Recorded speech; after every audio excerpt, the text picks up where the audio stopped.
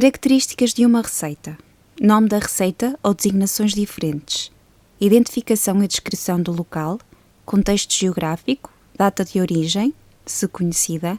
Origem cultural, contexto cultural e rituais, culturais ou religiosos. História, conteúdo da receita e curiosidades, valor simbólico. Critérios de valor histórico e cultural para a preservação de receitas. Conteúdo para materiais digitais e características de uma receita. O objetivo desta apresentação é explorar as características de uma receita ritual, nomeadamente na identificação e descrição do local, contexto geográfico, origem cultural, contexto cultural e rituais culturais ou religiosos. História, conteúdo da receita e curiosidades e valor simbólico para as comunidades locais.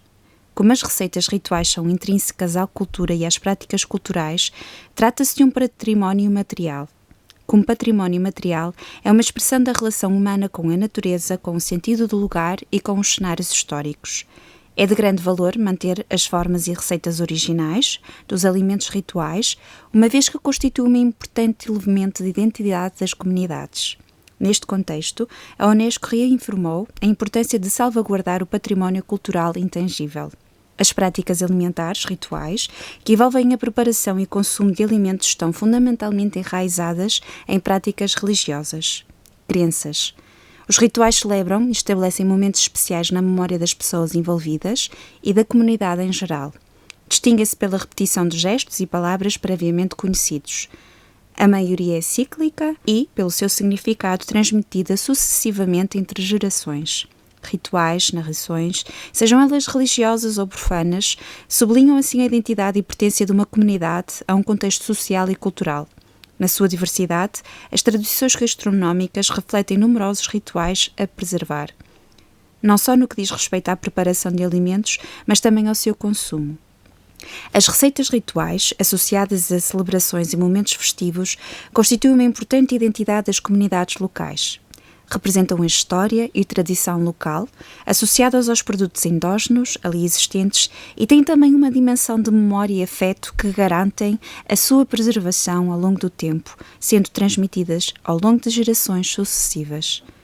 Exemplo: a gastronomia associada ao Natal, que apesar da sua diversidade dependendo da região, preserva muitas das suas características devido à sua associação com os valores da memória, identidade e originalidade.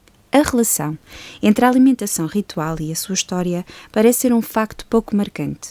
A história por detrás da comida ritual é rica, partindo da origem de uma receita e, ocasionalmente, as pessoas cozinham esta cozinha. A comida ritual está profundamente ligada às histórias da história.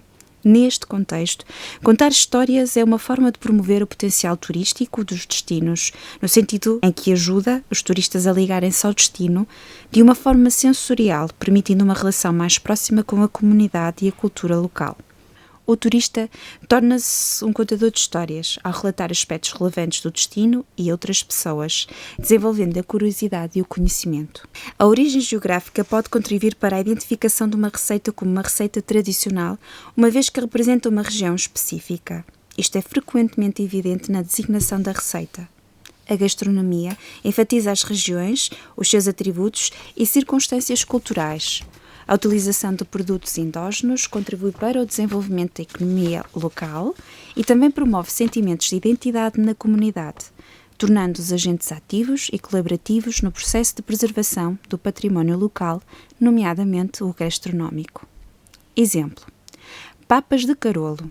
É um doce típico da região do centro de Portugal, na beira interior, que foi oferecido a São Sebastião para combater a praga do gafanhoto que existia na altura. Assim, como as culturas não eram devoradas pelos gafanhotos, os habitantes decidiram todos os anos, todos os 3 domingos de janeiro, continuar a oferecer este doce. Há mesmo uma procissão em que as mulheres levam os doces colocados em cestos e os homens e as crianças os distribuem entre o povo.